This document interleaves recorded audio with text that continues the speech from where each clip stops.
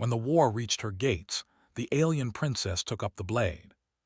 Ships moved through that sky like dark fish, blotting out the light and throwing long shadows over the marble boulevards and gardens. Bells rang in the towers, not the bright, festive bells of ceremony, but the slow, alarmed tolls that told people to gather, to decide to leave. Word moved faster than the bells. Word that the front lines had broken. Word that entire fleets had turned away. Word that the enemy was coming. Princess Calith stood at a high window in the palace, hands flat on the cool glass, and watched the sky change. The palace had been built to shine. Its columns caught the sun and turned it into color, its domes were mirrors for the stars, and its gardens were designed to make strangers stop and breathe. People called it a jewel of the Aurelian age. For Calith it had always been home, and a map of all the small joys she had been taught to keep safe. The smell of wet stone after rain, the sound of children practicing songs, the careful way her tutors wrapped a rolled map before bed. It was also a place of politics and expectation. She had been raised to be a symbol, to stand where people needed someone to look at, someone who would represent calm. Now, the palace felt like a glass watchtower balanced on the edge of a cliff. Counselors came and went in a steady stream. They wore the faces of men and women who had been made for negotiation, calm voices, measured hands, eyes that scanned for advantage. Some spoke of retreat. Some spoke of delay and a last-minute armistice. Others were blunt. "We cannot hold the outer rings," one of them said. "The supply lines are cut. The fleets are gone. If we remain, we die." Calith listened. She had heard the words before, all framed with maps and probabilities. She had sat through long meetings about where to place the soldiers, which envoys to send, which citizens to evacuate. Protocols had names, pages, signatures. Protocols did not know how it felt to stand where flames might reach, to watch the sky darken like a bruise. There was a different voice in the palace that day, one that spoke low and slow in the corridors below. It belonged to an old keeper named Marin, who had served the royal family for years in ways that had nothing to do with titles and everything to do with memory. He had dust in the lines of his face and hands that smelled of oil. He moved as if the palace itself had taught him its secret paths. Calith had known Marin since she was small. He had taught her the names of the orchids in the West Garden and the soft places where the palace steps did not creak. Now he found her at the window and said, "Your Highness, there is a thing downstairs. It waits." She turned to him, surprised. "A thing? The armory?" "No," he said, "something older in the vault beneath the eastern wing. You have never opened it. None of us have. The last time it was spoken of, the orders were to keep the lid sealed until the proper time. The proper time may be now." Calith looked down at the city. Already, small fires stitched the districts together with a thin, restless light. People ran. Soldiers set up barricades. The palace guards moved in neat lines. She thought of the lists of supplies and the rumored ships that would carry them away. She thought of mothers and children and of the old stories told to her by Marin about courage that looked like a steady hand rather than a grand speech. "There are protocols," she said. "We are to leave," Marin finished. "To bring the council to safety. To preserve the line. But your name will go in the log as evacuated, and in 10 years people will say that the princess fled and the empire survived. It is a clean outcome. It is also not the only one." He looked at her as if he expected resistance. He had seen flames and he had seen the way people chose. "There is a blade, Your Highness," he said, "forged by humans. No one carries it now. They called it the last simple edge. It was placed here because of a promise made in another age. The promise was that if any Aurelian stood at a gate and did not run, it should be given. The promise was made because humans were different.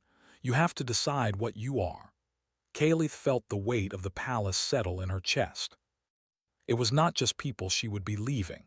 It was the honor the building asked of those who lived there. She thought of her father, stern, careful, who had always drawn complicated diagrams around his grief, and of her mother, whose hands had tended to patients on the worst nights of illness. She thought of the children in the nurseries, the gardeners who had planted the terraces, the poets who had come to write under the colonnades. Leaving felt like taking a part of the city with her. "Show me," she said. Marin bowed and led. The vault door was old as memory. It had never opened for her. The corridor smelled like earth and metal. Torches lined the walls in even intervals, their flames trembling as if with fear of letting go. When the door opened, the light spilled down in a single, thin column. In the center of the vault, on a low stone plinth, lay a blade. It was not what Caliph expected. The legends made it larger than life, a sword to match starship engines and capable of splitting worlds. The reality was smaller. It fit the hand as if the hand had been made for it. The metal had a plain sheen, not the flash of royal armory.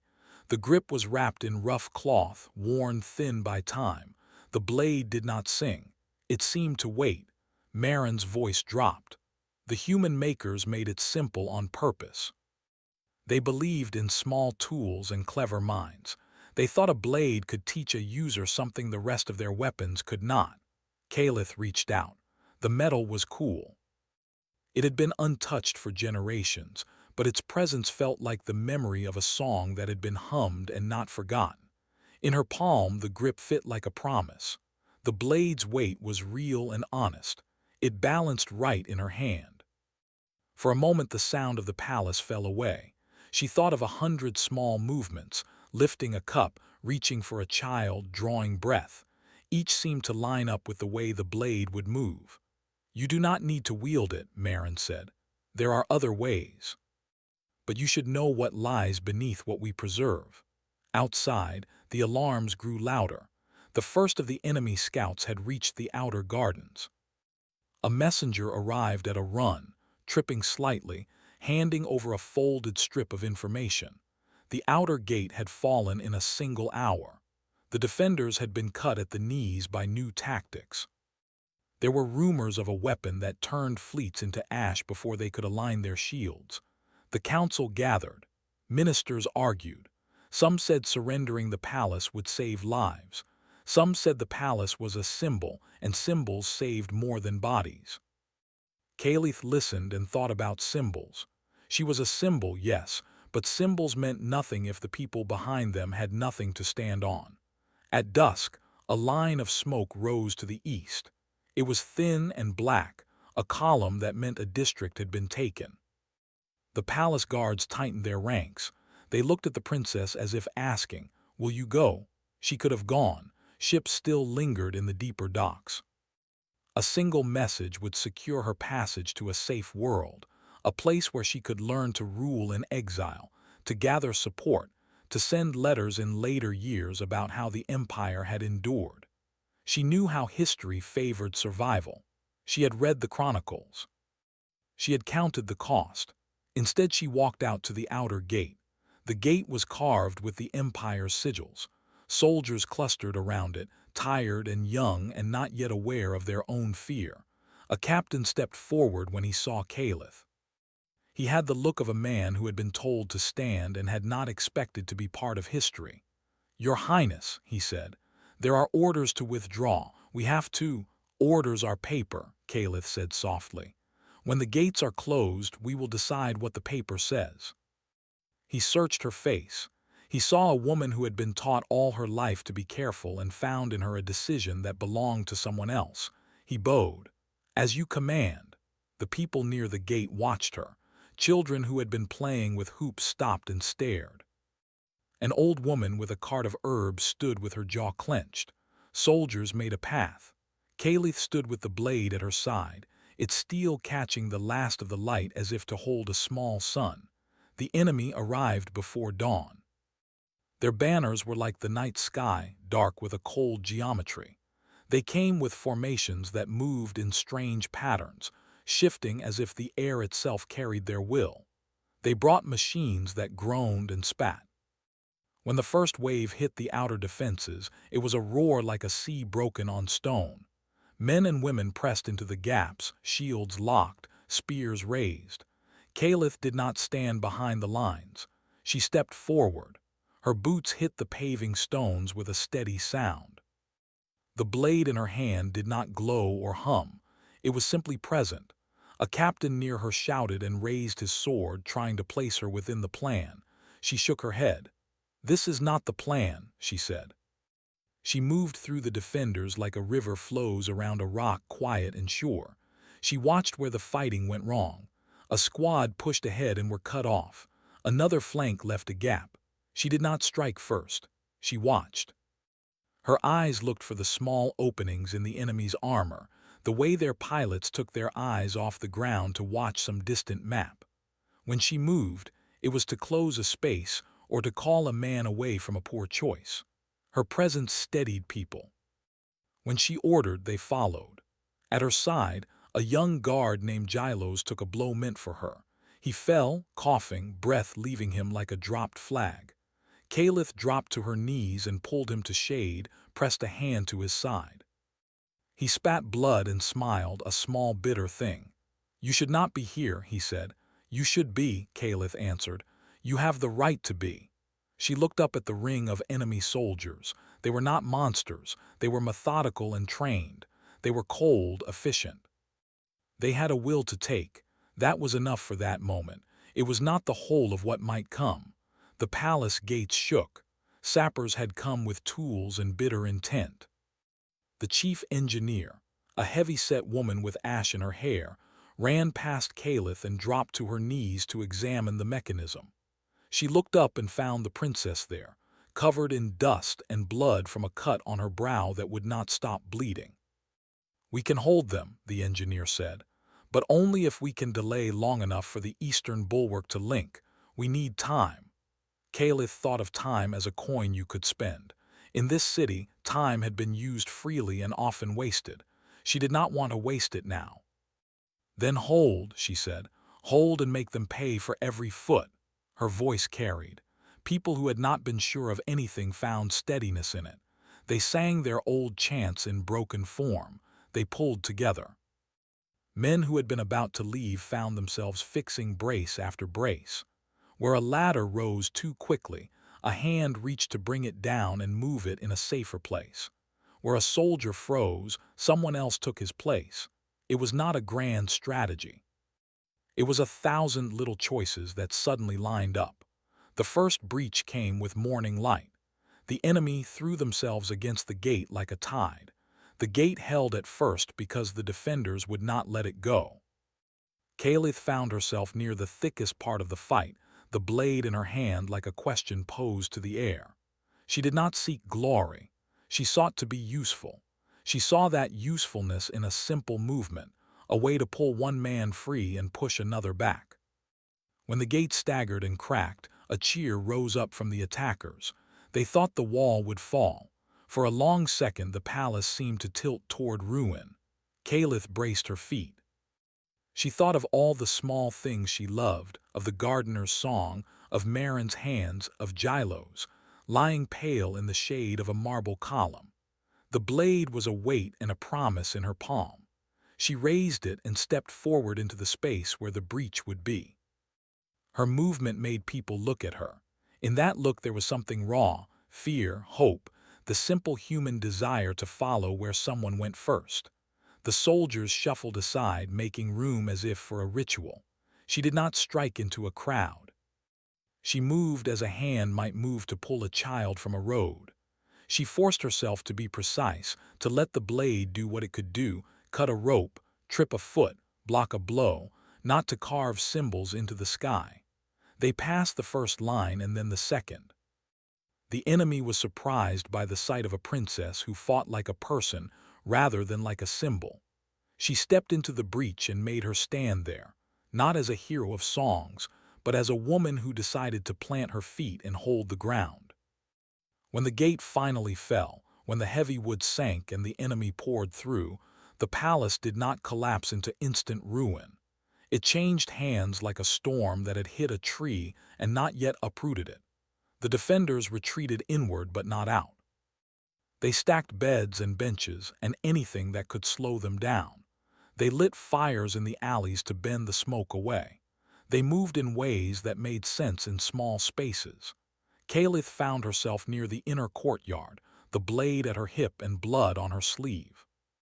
She breathed hard. It did not feel grand. It felt like finishing a difficult task. Around her people murmured, pulling themselves into a readiness that had not been there. Marin was at her side, eyes wet with dust. "They will come again," he said. "They will," Kalith agreed. Outside, beyond the walls, the war went on with its distant, terrible geometry. Inside, the palace had become a place of motion, of answered orders and hurried stitches. News came of ships turned away, of lines held elsewhere only just. There were calls for reinforcements from distant commanders and messages that were cut short. In the quiet between one wave and another, Kalith sat on the steps of the fountain in the courtyard. Her hand held the blade near the pommel, not to raise it but to feel its familiar weight. She had not yet learned all its secrets. She had only learned that a simple thing could be enough. She had learned that people could look to someone and find something to hold on to. As the sun set, the city had not fallen, but it had changed. The gates were scarred. The air tasted of iron and sweat. People slept in shifts, every watch a small oath. Kalith closed her eyes once and thought of the future not as some parade of fanfare, but as a long list of small acts. She thought about the promise that had put a human blade in an alien vault. She thought of Marin's words, "Humans had been different." She did not yet know in what way. Maybe it was the simplicity of their tools. Maybe it was the stubbornness to keep going. Night fell and the palace settled with the weight of new purpose. There would be more fighting. There would be harder choices. Yet in that courtyard, with a blade that looked plain and a princess who had chosen to stay, a new kind of resistance had begun. It did not announce itself with trumpets. It started with the slow, steady act of standing where you were needed and taking the first small step no one had thought to take before. The morning after the gates had been breached, the city felt both alive and fragile. Smoke drifted in the streets like gray ribbons, and the sound of clashing metal and shouted orders lingered as an echo from the night before. Soldiers moved through narrow alleys and across open plazas, checking positions, repairing walls and lifting barricades. The princess walked among them, blade at her side, and felt the eyes of the people follow her as she moved. Some looked with hope, others with doubt. Still, all of them paused when she passed. Kalith had not slept, though she had tried. Sleep did not come easily when the weight of every life in the palace rested upon you.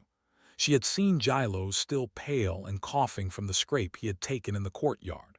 She had watched the outer walls crumble in her mind again and again. She had imagined what would happen if she faltered, if she let fear reach her hands, and the enemy poured through to the inner city. But the blade rested in her palm, calm and balanced, and somehow that brought her focus. It was as if it reminded her that strength could be quiet and patient. By midday, the enemy had regrouped. They were not just attackers. They were engineers of destruction, bringing forward machines that hummed with a strange energy, capable of tearing walls apart, of cutting through steel like paper. Soldiers with long rifles moved in tight formations, shields glinting in the sun, their eyes scanning for weaknesses. Kalith watched them through a broken window of the palace wall. Her mind measured each movement, not as a strategist on paper, but as someone who understood space, timing, and the patience to wait for the right moment. Marin approached her quietly, as he always did. "They will strike the eastern district first," he said, his voice low. "They think it is weakest because the walls were less reinforced. You can be there before they arrive if you move now." Kalith nodded. She did not speak much, not because she could not, but because she knew that words in that moment would scatter her focus. The blade in her hand seemed to hum with a presence she could not name. It was not magic. She did not believe in magic. It was something else. A rhythm. A sense that if she moved with care, it would move with her. The Eastern District was a maze of small streets and low buildings. Fires from the night before still burned, sending smoke into the early light. Soldiers had begun to take positions behind walls and overturned carts. Civilians moved with a quiet desperation, leading children and elderly into shelters. Caliph moved among them, her steps measured. When she raised the blade, it was not to strike but to guide, to cut ropes, to open doors, to clear debris. She learned in those first moments that a weapon was not just for attack but for action. Its edge could separate what was dangerous from what was needed. When the enemy arrived, their attack was precise. They moved like a tide, mechanical and controlled. Machines with sharp limbs advanced toward the barricades, and soldiers fired in disciplined lines, their shields absorbing blasts of energy from weapons Caliph had never seen. She realized quickly that the first instinct of most defenders, to meet force with force, would fail against this kind of assault. She needed a new way. She began giving simple commands, short phrases that carried weight. Hold here. Move that. Cover the street. People followed because she did not shout, she did not ask. She acted, and the action itself carried authority. Soldiers who had been frozen by fear found themselves responding to her movements. Civilians, too, understood when to move aside or when to help lift a beam or carry water to a wounded soldier. The blade rested lightly in her hand, a tool as much as a weapon. The first skirmish was terrifying and swift. Machines cut through wooden barricades, and soldiers fought with a kind of relentless precision. Caliph had never faced a real battle before, not like this, where every decision could mean death for someone in front of her.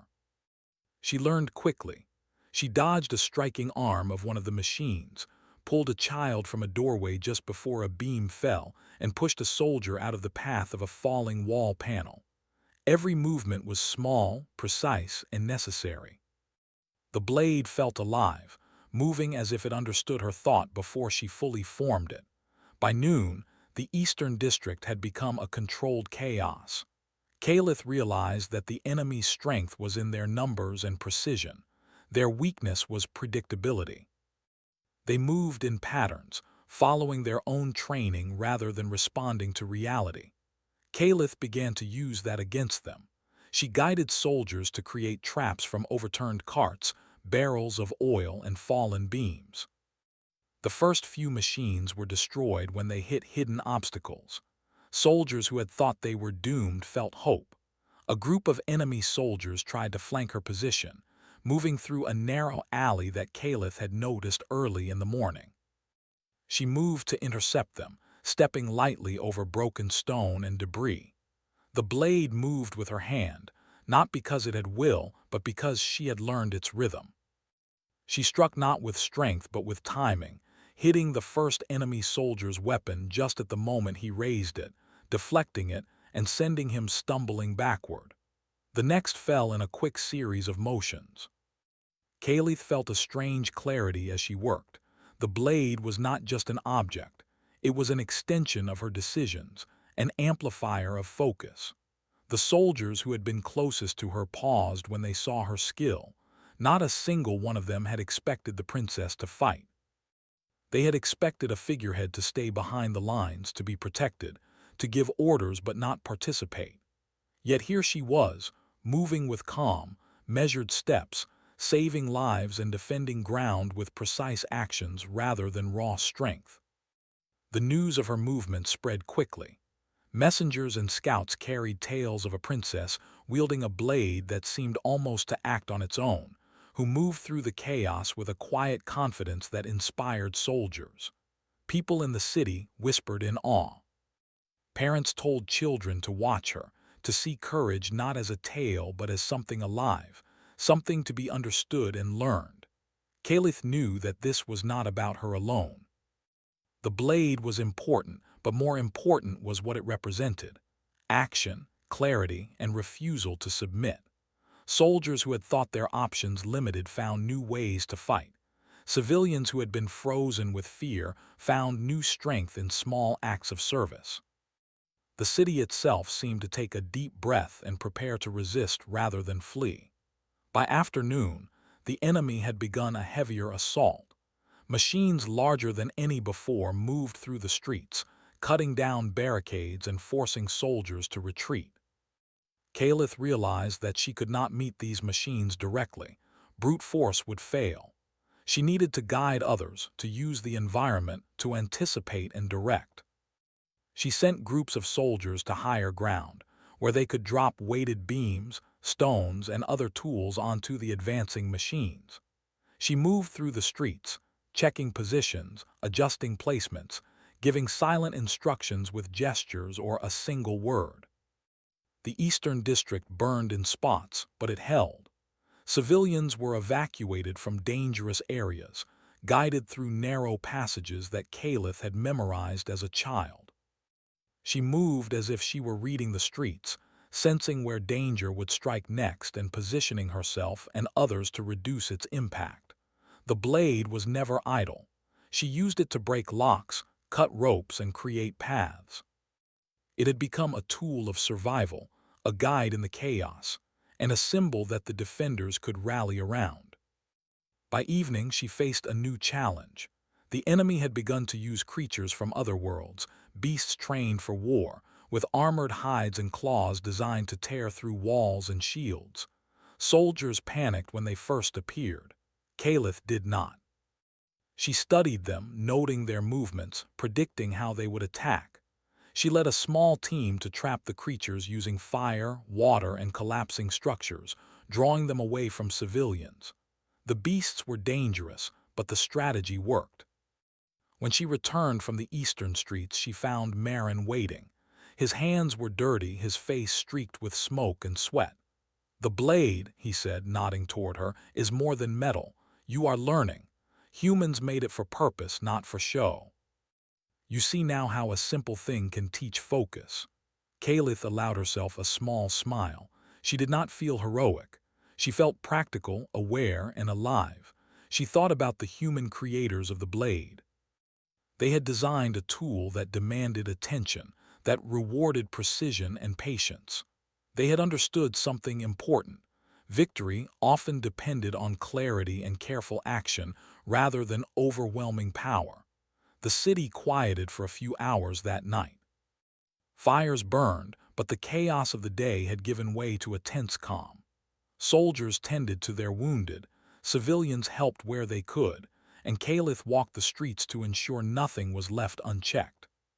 She felt the weight of the day in her arms and legs, but not in her mind. The focus she had maintained had sharpened her thoughts rather than dulled them. She knew the enemy would return, bigger and smarter, but she also knew that the people who had fought beside her were no longer just subjects. They were participants in the defense, capable of thought and action and courage. Marin spoke once more before the night deepened. "Tomorrow they will try again. They may bring more machines, stronger troops, new strategies, but you have shown them something they did not expect, a refusal to yield, and an intelligence in your movements they cannot match with numbers alone." Kalith nodded, feeling the weight of her choice settle. She had not only taken the blade, she had accepted responsibility for its purpose. It was not just a weapon, it was a lesson in discipline, in thought, in action.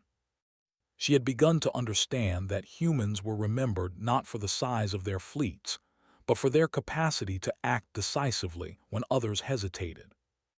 As she stood on the palace balcony, looking over the eastern district she had defended, Kalith understood that the day had not been won. Battles were not won in a single motion. But she had seen the truth of action and focus. A few people who acted with clarity could change the outcome of much larger forces. She had seen how a simple tool, wielded with intelligence and patience, could become a force far greater than the sum of its parts. Night fell completely and the city rested in small groups. Fires flickered in the distance. Soldiers kept watch, blades ready, nerves tense. Kalith returned to her chambers briefly, cleaned her hands, and set the blade down. She did not sleep. Instead, she traced the lines of the metal, remembering its rhythm, its balance, its response to her hand. She knew tomorrow would bring more challenges. She knew the enemy would adapt. But she also knew she had begun to learn a different kind of strength. The strength to act clearly, decisively, and with patience even when everything seemed against you. And somewhere in that night, as the city breathed in uneasy slumber, Caliph felt a small, sharp certainty. The humans who had made this blade had understood something essential about the universe. Victory was not only about power. It was about choice, focus, and the courage to act when everyone else hesitated. The blade would teach her further. She would not fail. Tomorrow the enemy would return. But she was ready. And this time she would not just respond. She would shape the battle. The dawn arrived quietly, almost deceptively. Smoke from the previous day lingered in the streets, curling in thin ribbons that caught the first rays of light.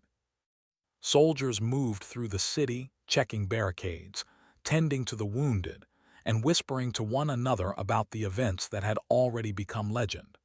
The princess who wielded a human blade with precision, who had held the Eastern District against forces that should have overwhelmed them.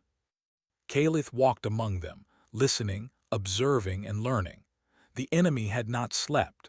Their reinforcements arrived with a quiet hum, ships hovering in low orbit while new machines and soldiers poured into the city from multiple points. They were not careless this time. They had studied the failures of their first attack and adapted. Machines moved with a new coordination. Soldiers took positions to protect their flanks, and the larger creatures of war prowled behind their ranks, waiting to strike at the weakest points. Caliph stood on the palace balcony, the blade in her hand, and watched it all. Her mind measured distances, possibilities, and timing. The blade was light, perfectly balanced, and almost intuitively responsive to her. She had begun to understand its purpose, not just as a weapon, but as a teacher of focus and action. Each movement she made with it was deliberate, guided by thought rather than force. Marin appeared beside her as he always did, his eyes sharp despite the fatigue that weighed on his body. "They are stronger today," he said. "They have learned from yesterday. The machines move faster, their formations are tighter, but you are not alone now." Caliph turned to him, surprised. "Not alone," Marin nodded. "There are observers hidden from both sides. They are human. They watch and wait for someone to act decisively. When they see that action, they will intervene. You have signaled them without knowing it." Caliph stared at the sky, realizing for the first time that the human presence she had only known through stories and relics might still exist. The blade had been crafted by humans centuries ago, and now, somehow, it had reached across time and space to connect with her. She felt a mix of curiosity, awe, and resolve. The attack began mid-morning. Enemy machines advanced, their armored limbs cutting through barricades and walls. Soldiers fired, but the machines adapted quickly. Caliph moved among her people, not as a figurehead but as a leader of action. She guided soldiers to use the terrain to their advantage. Narrow streets to funnel attackers, overturned carts to block machines, and high walls to drop heavy objects on advancing enemies. Every small adjustment mattered. She faced her first real test when a large machine, taller than any building in the Eastern District, approached a key barricade. Its armored legs crushed the street beneath it, and its energy cannon fired without hesitation. Soldiers froze, unsure how to stop it. Caliph stepped forward, blade in hand, and observed. She noticed a weak point, a joint in the machine's leg where the metal plates did not fully overlap. Timing her movements carefully, she guided a soldier to strike at the joint with a hammer while she distracted the machine with precise cuts and deflections. The machine toppled with a deafening crash, its energy cannon sparking and shorting out. The soldiers around her cheered, their fear replaced by renewed confidence. Civilians who had been hiding began to move with purpose, assisting in lifting debris and carrying water to the wounded. Caliph realized that leadership was not just about fighting. It was about inspiring action in others, showing them that even small, deliberate efforts could make a difference. By afternoon, the enemy adjusted their strategy. They brought in larger numbers, machines designed to move in unpredictable ways, and soldiers trained to exploit any hesitation. The city became a maze of smoke, fire, and movement. Kalith moved through it like a calm in the storm, her blade slicing through obstacles, guiding soldiers and protecting civilians. Each motion was deliberate, teaching her the subtle art of anticipation. She began to see patterns in the enemy's movements, predicting where they would strike next and positioning her people accordingly. As the battle escalated, the first signs of human intervention appeared. Small ships emerged from hidden orbit, dropping supplies, weapons, and engineers into key areas.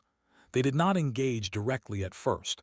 Instead, they observed, studied, and provided guidance. Their presence was subtle but impactful.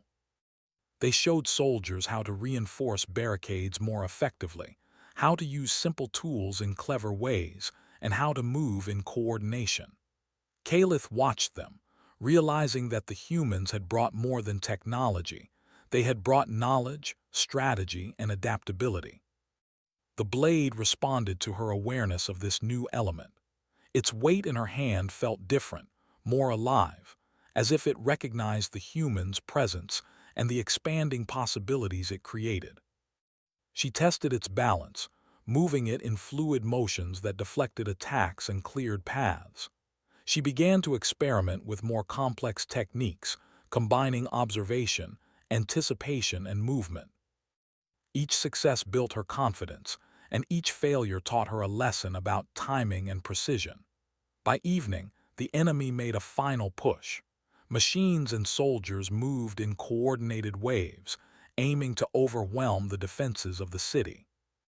Kalith positioned herself at the heart of the Eastern District, where multiple streets converged. She had learned the importance of focus points, places where a small number of defenders could have an outsized impact. Her soldiers trusted her, following her guidance with discipline and determination. Civilians contributed where they could, creating improvised barriers and assisting in evacuations. The battle reached its peak when a massive creature, trained for war, broke through the outer defenses and charged down the central street. Soldiers scattered in panic, and the creature's roar echoed through the district. Kalith stepped forward, blade in hand, and faced it directly. She did not attack blindly. She observed its movements, waited for a moment when it lowered its head, and struck at the joint of its leg, just as she had done with the machines earlier. The creature stumbled, then fell, creating a barrier that blocked other attackers behind it.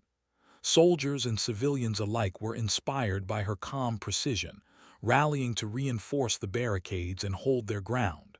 As night fell, the district was battered but still standing. Fires burned in controlled areas and the wounded were being tended to. Kalith walked among her people, checking on them, offering guidance and quietly observing the city. She felt the weight of exhaustion but also a sense of purpose. She had learned that leadership was not just about commands or strategy. It was about presence, observation, and the ability to act decisively when it mattered most. Marin approached her, carrying a small data pad with reports of the day's events. "The humans are preparing to intervene more directly," he said. "They have observed your actions and are ready to provide support. They will not fight for you, but they will show others what is possible. Your choices have created an opportunity." Kalith nodded. She had always been taught to rely on plans, protocols, and advisors. Now she understood that true strength came from adaptability, observation, and the courage to act when no plan was perfect. The blade had taught her this lesson, and the human's presence reinforced it. She felt a growing sense of connection to the distant civilization that had crafted the weapon she wielded, as if their ingenuity and foresight were guiding her through the chaos. The night passed with relative calm.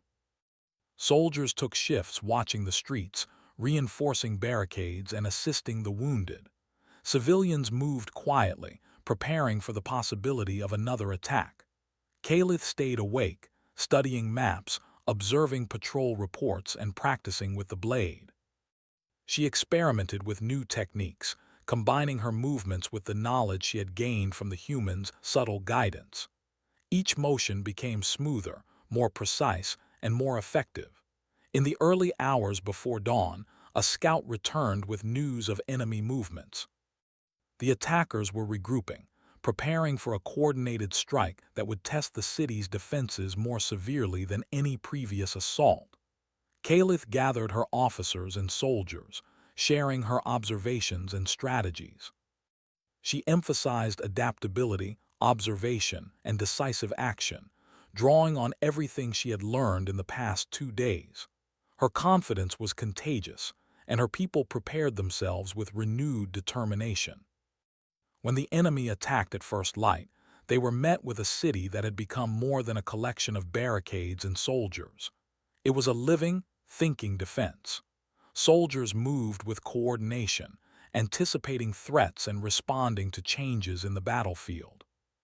Civilians contributed in ways they had never imagined possible, assisting with logistics, communications, and support. Kalith moved among them, blade in hand, her presence a focal point of clarity and calm. The humans intervened subtly but effectively. They provided guidance, tools, and strategies that enhanced the city's defenses without taking control. Their influence was visible in the clever placement of traps, the efficient reinforcement of barricades, and the coordinated movement of defenders. Kalith observed them carefully, learning from their techniques and incorporating their insights into her own strategies. By midday, the battle had reached a critical point. The enemy's forces were larger, more coordinated, and better equipped than ever before. Machines moved in synchronized waves, creatures charged with deadly precision, and soldiers advanced with disciplined determination.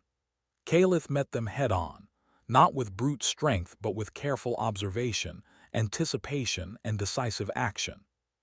She guided her people, positioned defenses, and used the blade to control space, protect civilians, and exploit weaknesses in the enemy's formations. The turning point came when Kalith identified a critical weak point in the enemy's formation. Using her knowledge of the city's layout, she directed a coordinated counterattack that combined soldiers, civilians, and the subtle influence of the humans' guidance. Machines were destroyed, creatures trapped, and soldiers forced to retreat. The enemy's momentum faltered, and the defenders of the city gained the upper hand. By evening, the eastern district had been secured once again. Fires burned in controlled areas, and the wounded were being treated. Soldiers and civilians alike were exhausted but victorious. Kalith walked through the streets, observing the aftermath of the battle and ensuring that her people were safe.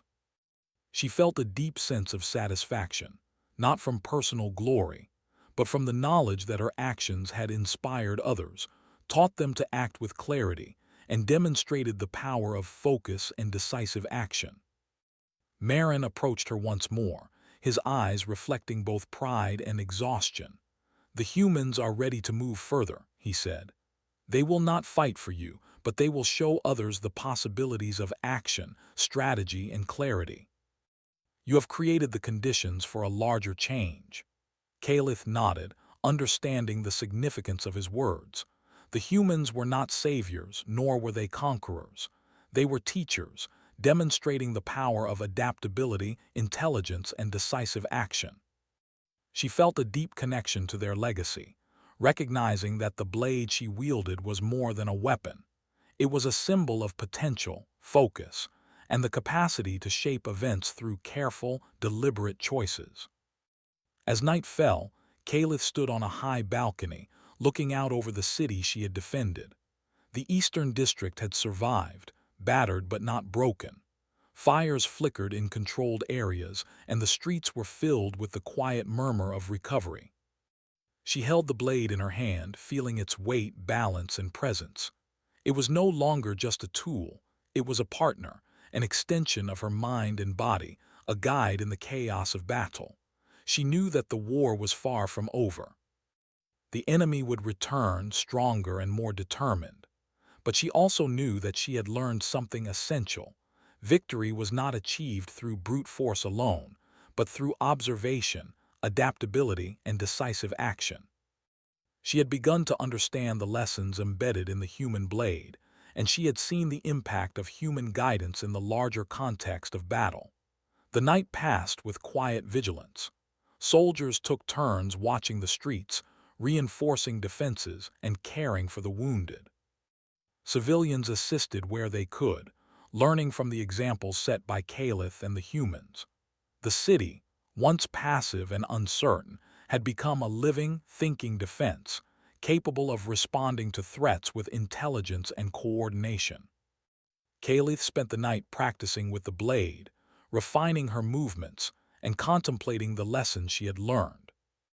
She understood that the future of the city, and perhaps the empire, depended not only on her actions but on the ability of her people to think, adapt, and act with clarity. The blade had taught her focus, the humans had taught her strategy, and the city had taught her the value of collective effort. By dawn, Caliph was ready. She knew the enemy would strike again, bringing new machines, soldiers, and tactics. But she also knew that the city was ready, that her people had learned to act with intelligence and determination, and that the blade in her hand was a guide in the chaos to come.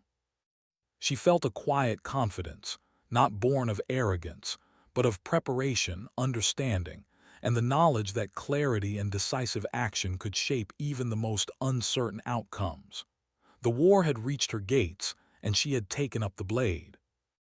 Now, with humans watching from afar and the city behind her, she was ready to shape the next chapter. The city waited in the early hours, quiet but tense. Fires from previous battles still burned, and smoke curled toward the sky like restless spirits. Soldiers moved cautiously through the streets, checking barricades, reinforcing weak points, and tending to the wounded. Civilians had been evacuated or hidden in safer areas, following the instructions Caliph had given the night before. The eastern district had been stabilized, but the enemy would not stop. They were regrouping, preparing for a final, decisive assault. Caliph stood on the palace balcony, the human blade in her hand. Its weight felt familiar now, almost like an extension of herself. Every movement she had made in the last days, the precise strikes, the guidance of soldiers, the protection of civilians, had taught her something about focus, strategy, and patience. She knew that today all of it would be tested. Marin approached quietly, carrying a small data pad filled with reports from scouts. "They have combined their forces," he said. "Machines, creatures, and soldiers are advancing together, following a new formation. They intend to break the city at once. This is the moment they hope will decide the war." Caliph nodded, her eyes narrowing as she studied the map. The enemy was larger, more coordinated, and stronger than before. But she had learned to see patterns, to anticipate moves, and to guide her people to act decisively. She was no longer just a princess wielding a blade. She had become a leader who understood the power of action, the importance of timing, and the strength of unity. The first wave of the attack arrived just as the sun began to rise. Machines moved in tight formations, energy weapons glowing, while soldiers advanced behind them in disciplined ranks. Creatures trained for war prowled the streets, ready to strike at any gap in the defenses. The city itself seemed to hold its breath as Caliph stepped forward, blade in hand, and took her place at the center of the eastern district. Soldiers looked to her, waiting for guidance. Civilians had been moved to safer positions, but their presence and willingness to assist had transformed the district into more than a collection of barricades. It was a living, thinking defense. Caliph raised the blade slightly, signaling readiness, and then moved with calm precision.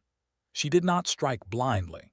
She observed the first wave, noticing the rhythm of the machines, the angles of the soldiers, and the paths of the creatures. Her mind calculated every possibility, her instincts guided by experience, and the blade moved as if it understood her intent. She gave simple commands: hold this street, cover that alley, push debris here. Each order was brief but clear. Soldiers responded without hesitation. The first machines approached a barricade, but Caliph had anticipated their path. A group of defenders, guided by her directions, toppled heavy objects onto the machines, slowing them. She moved among the soldiers, intercepting enemy soldiers who tried to bypass the barricades, striking only when necessary to redirect or disable. The enemy adapted quickly, shifting their formations and sending creatures down different streets. Caliph observed, adjusted, and acted. She directed small squads to create traps, collapse structures, and use the terrain to their advantage. The blade was her tool, yes, but it was also a focus for her thoughts. Every movement was deliberate, precise, and necessary. She was not fighting for glory. She was shaping the battle, teaching her people to see opportunity, act decisively, and resist panic. As the battle escalated, signs of the human influence became more visible. Small ships dropped supplies and reinforcements at strategic points. Engineers repaired barricades and set traps, and specialized tools allowed defenders to counter the machines in ways they could not have imagined. The humans did not fight directly. They observed, guided, and provided subtle advantages that amplified the effectiveness of Caliph's leadership. Soldiers began to anticipate threats before they arrived. Civilians acted in coordinated ways, and the city itself seemed to respond to the collective intelligence of its defenders. The turning point came mid-morning. The enemy had concentrated a massive force on the central street, aiming to break through and divide the city. Machines moved like a wall, creatures followed close behind, and soldiers advanced to exploit any gaps. Caliph positioned herself at a high vantage point, observing the enemy's rhythm and predicting the path of least resistance. She directed defenders to focus their efforts on the machine's weak points, using gravity, fire, and debris to slow their advance. With precise timing, she moved to intercept a group of soldiers attempting to flank the defenders. Her blade moved fluidly, deflecting attacks and creating openings for her allies to strike. She realized that victory would not come from defeating every enemy individually, but from controlling the flow of the battle, guiding her people to act in concert, and exploiting the weaknesses of the enemy as a whole. The humans' presence became even more evident when they revealed a series of hidden mechanisms throughout the district. Platforms, ramps, and concealed traps allowed defenders to strike from unexpected angles. Caliph coordinated these elements, directing soldiers to positions where they could maximize the impact of their attacks. The machines faltered under the combination of human ingenuity and Caliph's strategic direction, while the creatures and soldiers were forced into positions where their strength was less effective. By afternoon, the enemy's momentum had stalled. Their machines were damaged, their creatures wounded or trapped, and their soldiers disoriented by the unexpected coordination of the defenders. Caliph moved through the streets, leading small groups to reinforce key positions, protect civilians, and exploit openings in the enemy lines. Each action she took was measured, deliberate, and amplified by the blade in her hand. She had become not just a symbol but a living focal point of strategy, clarity, and decisive action. The final push of the enemy came as the sun dipped toward the horizon. A massive machine, larger and more heavily armored than any before, moved down the central street, supported by soldiers and creatures on either side. The defenders held their positions, following Caliph's guidance. She studied the machine, noting the joints, the angles of movement, and the timing of its energy weapons. She realized that brute force alone would not defeat it. She needed precision, timing, and coordination.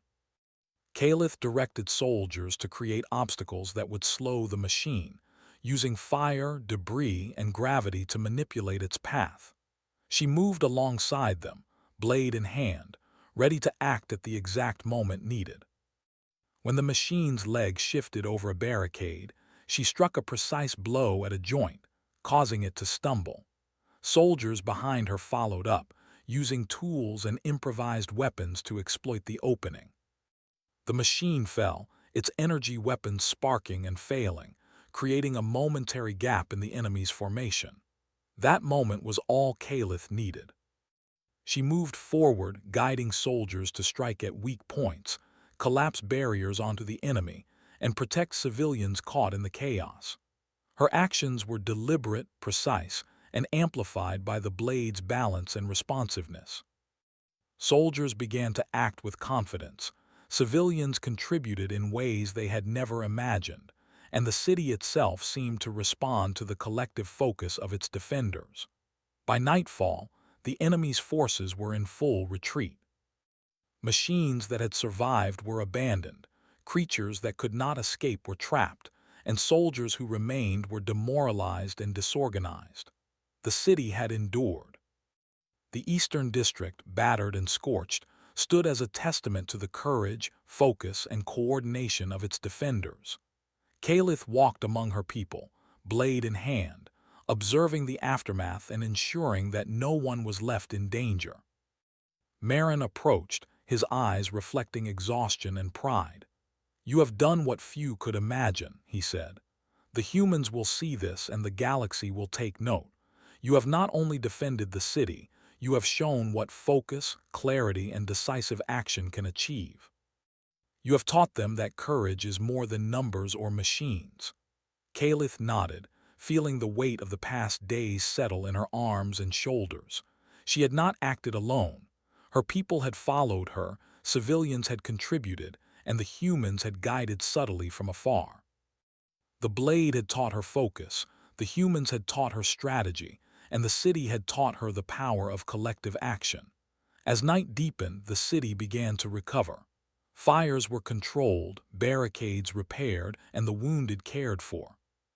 Soldiers and civilians alike shared stories of the day's battles, speaking not of fear but of courage, clarity, and the unexpected power of decisive action. Kalith moved through the streets, listening, observing, and offering guidance where needed. She understood that victory was not final, the war would continue. But she also knew that her people had learned something essential, that clarity, focus, and courage could shape even the most uncertain outcomes. The humans revealed themselves briefly as the final wave of attackers retreated. Small ships hovered in orbit, their presence acknowledged but not intrusive. Engineers and observers moved among the defenders, sharing tools, insights, and strategies that would help prepare for future battles. They did not fight directly, but their guidance had changed the course of the engagement. Kalith understood that this was their way, to teach, to amplify, and to inspire, rather than to dominate. In the quiet of the night, Kalith stood on the palace balcony, blade in hand, looking out over the city she had defended. The Eastern District had survived, battered but not broken. Fires flickered in controlled areas, and the streets were filled with the murmur of recovery. She held the blade carefully, feeling its weight, balance, and responsiveness. It was no longer just a tool. It was a guide, a partner, and a symbol of focus, clarity, and decisive action. She thought of the humans who had crafted it long ago and of the lessons embedded in its design. Victory was not achieved through brute strength alone, but through careful observation, precise action, and the courage to act when others hesitated. She had learned that lesson and applied it, shaping the course of the battle and inspiring her people to act with intelligence and courage. As dawn approached once more, Kalith addressed her people. Soldiers, civilians, and observers gathered in the central plaza. Her voice was calm but carried across the assembled crowd. "We have held our city," she said. "We have faced forces that seemed impossible and acted with focus, clarity, and courage. This victory is not mine alone. It is ours. It is a lesson that even in the darkest times, decisive action and unity can turn the tide." Cheers rose from the crowd, but Caliph did not celebrate. She knew the war was not over. The enemy would return, stronger and more determined. But she also knew that her people had learned the most important lesson, that clarity, focus, and decisive action could shape even the most uncertain outcomes. Marin approached, bowing slightly. "The humans will continue to observe," he said. "They will not fight for you, but they will ensure that what you have begun here will be remembered. You have not only defended a city, you have shown what leadership, courage, and focus can achieve. The galaxy will see this." Caliph nodded, feeling a deep sense of resolve. The blade rested in her hand, its weight a reminder of the lessons she had learned and the responsibility she carried. She understood now that her actions had consequences far beyond the city walls. She had begun to shape not just the course of the battle but the future of the empire, teaching her people to act with clarity, courage, and unity. The first rays of the sun illuminated the city, casting long shadows across the streets and buildings. Caliph stood on the balcony, looking out over the eastern district, the palace, and the city beyond.